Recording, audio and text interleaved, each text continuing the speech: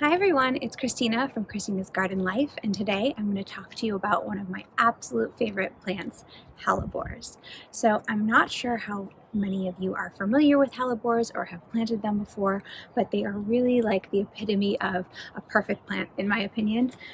They are mainly zone 5 to 8, so not everyone can grow these, but for those of you who can, it's really just a plant that allows for so many benefits that I wanted to kind of spotlight them today. So today I'm going to be walking through a few things about hellebores. First, I'm going to talk to you about why I love this plant so much. Then I'm going to be walking you through how to do spring pruning, which I recently did in another video, so I will show you that here. Then I'm actually going to be planting one of the hellebores that I have purchased in the ground that's been as a house plant for me for quite a while now, and I've hardened it off, and now I'm going to plant it in the ground. And the last thing I'm going to be doing is transplanting a hellebore. So lots to do today, specializing on this very special plant. So why I love hellebores so much is the fact that they are an evergreen. So they have these beautiful dark green foliage that you can see here, big leaves that come out. This one doesn't have as many big leaves because it's been trimmed back, but really gorgeous big leaves that come out as the year progresses. So anything that I can get that's an evergreen that flowers, I already love it. Second reason I love hellebores so much is for these gorgeous blooms. So, as you can see, maybe I can move up a little bit closer on this variety, but these blooms are almost like wax flowers. They're just so gorgeous and perfect, and there's about 30 plus varieties of hellebore. So while these are a white with a pink trim throughout, there's all types of red ones and white ones and different color pink ones, and you can do doubles and things like that. So really a beautiful accent flower for your landscape.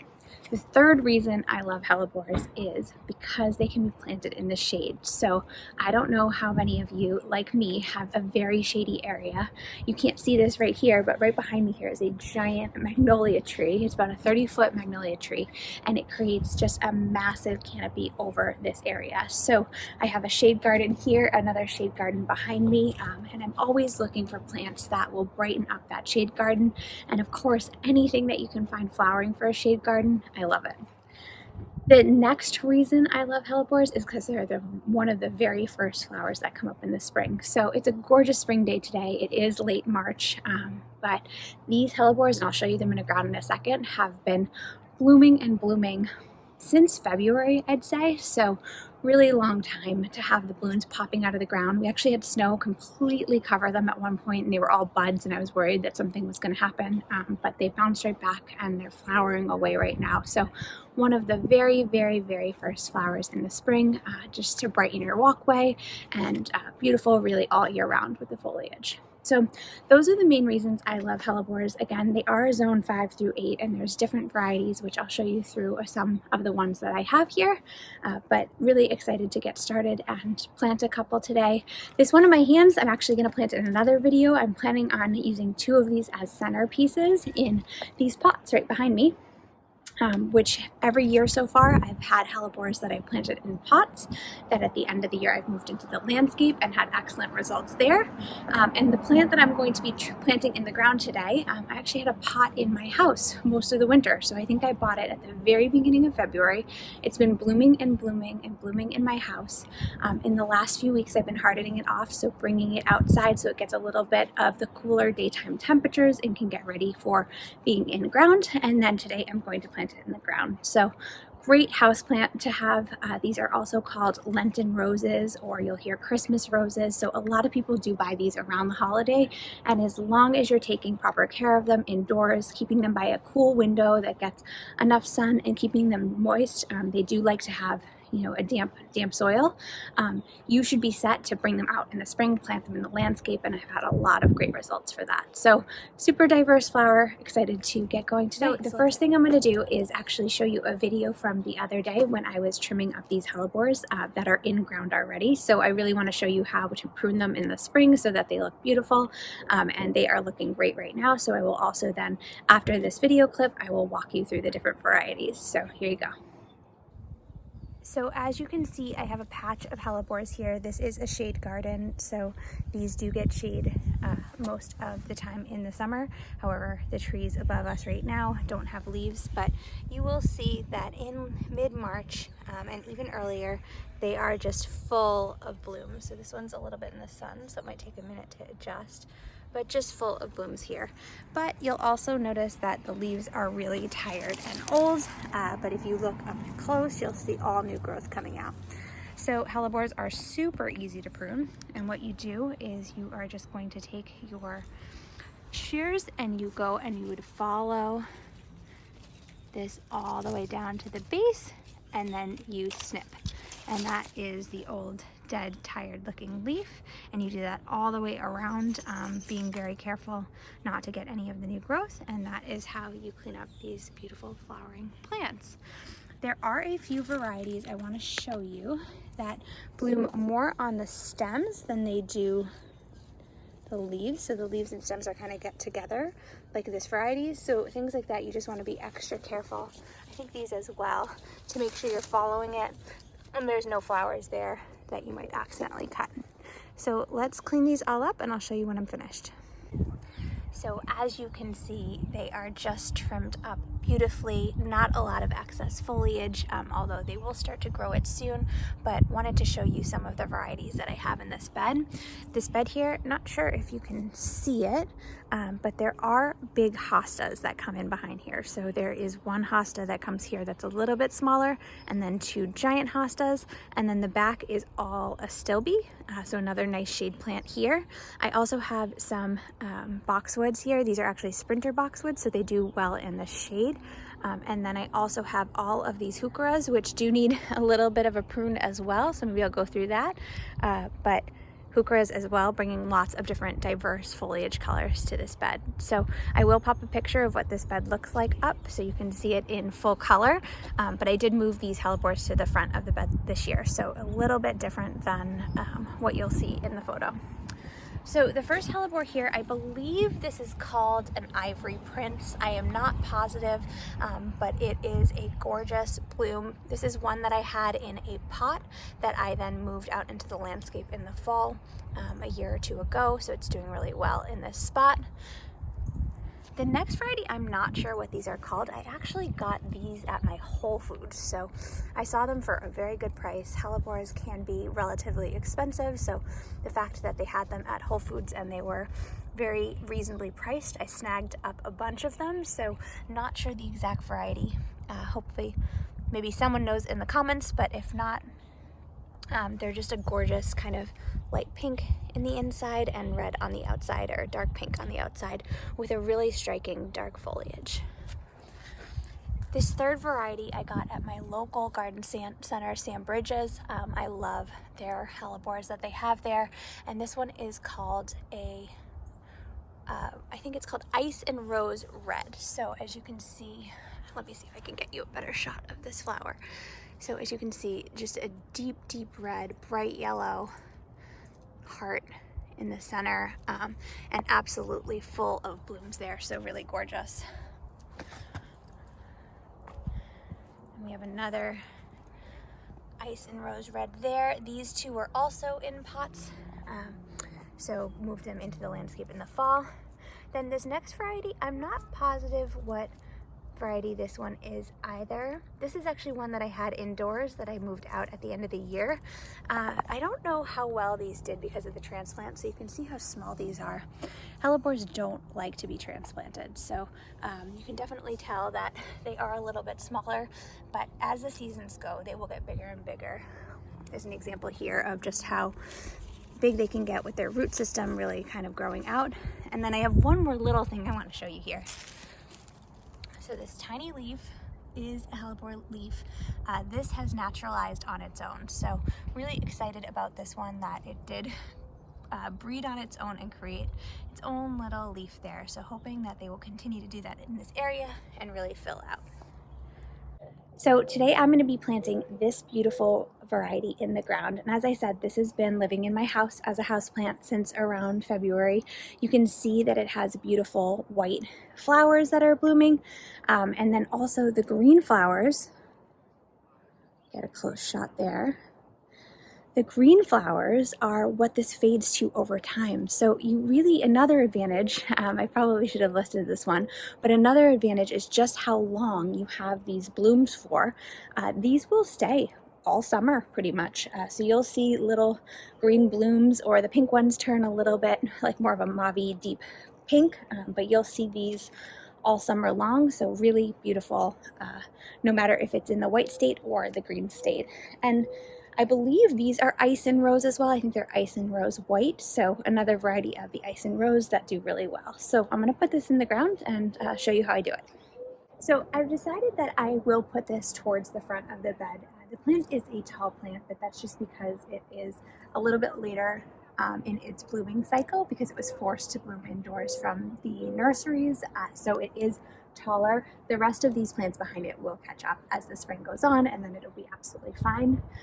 As I said, if I plant any further back, you can't see them emerging yet, but there are hostas, and I don't want these to be shaded by a hosta. I want them to be able to get good water from rain or from the sprinkler system, so that they won't dry out at all. So I am going to plant it here if I can. Now, I do live in southern Connecticut, which is just full of granite and rock. So I'm going to dig here. We will see how it goes. I'm actually not sure what I'll find. I also have a sprinkler system in this bed, so we'll just have to see how it goes. But when I plant it, I do plan on planting it just at the line of the plant here, and I'm going to use Biotone starter fertilizer, a great fertilizer for starting plants in, and that's about it. And the one other thing I wanted to mention is when you're picking out your plant at the store, you really want to go with as much of a robust root structure as you can. So I have seen some places where, it might have the prettiest flowers, but only really one or two here leaves, and you really want to kind of avoid those. You want the strong, thick staffs, as thick as you can get. So this one is relatively good. I've definitely seen better, but a lot worse. You really want to be picky there with the right plant. So let's dig our hole here. I'm not going to use a big shovel. I'm just going to use a small shovel here, not too big of a hole, and didn't want to disrupt anything else going on.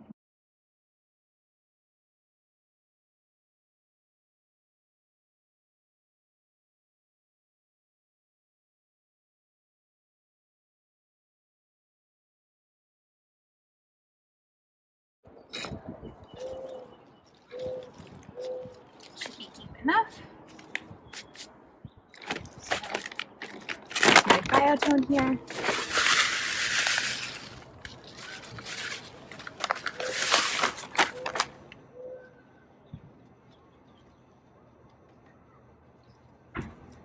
And pop it.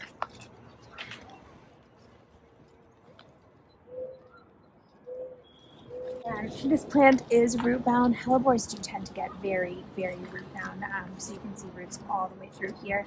I'm going to do my best to gently plant out by smushing the sides of the container and wiggling, going around. Oh, there's a trick to this.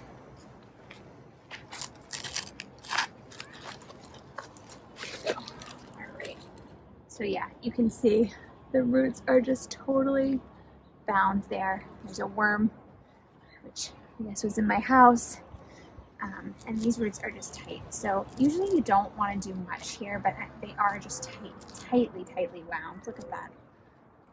And this does happen when you keep hellebores as houseplants. I think that they end up being a little bit earlier on forced to bloom. Let's see this worm. A little bit earlier on and forced to bloom, so you get just a crazy root system. So this guy will be very happy to be in the ground in his new hole.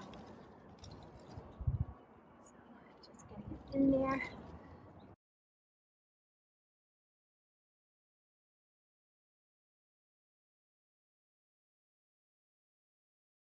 Considering how hard that was to get out, it's pretty good. So this one is all planted. I will go get a watering can afterwards and water it in to make sure that it is really moist here, but we're also supposed to have rain, so it will be a great time for planting.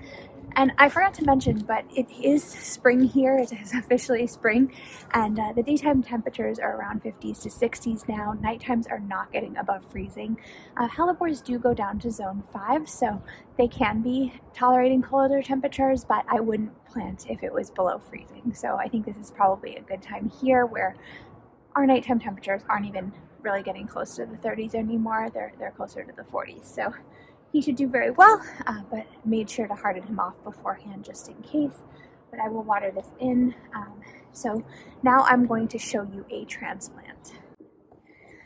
Okay, I'm hoping that you can see this. So I actually have a bunch of Primrose here that need to be cleaned up. Primrose is relative evergreen, but as you can see, just like the Heuchera, a lot of dead foliage that I should clean up, but we are going to get some blooms pretty soon. So a lot of people don't know that Primrose is a perennial in most zones. It is sold like an annual, but can do fairly well as a perennial as well. So these are another one that I had in my spring planters that I ended up popping in the ground and have done really well in this area. But right next to them is this teeny tiny hellebore. It might get one bloom. We'll see. This is one of the ones that I got from the grocery store. And so as you can see, definitely did not do as well. I actually had 2 in this area and the second one died. So this is the last one that I have here. And as I said, hellebores really don't like to be transplanted, but this one's going to need to be moved. It will die if I keep it in this area. So I'd like to move it to that other bed where I think it will do better, or at least give it a shot of surviving. So I'm going to dig it up, move it over, put some bioton in it, and hope for the best on this one.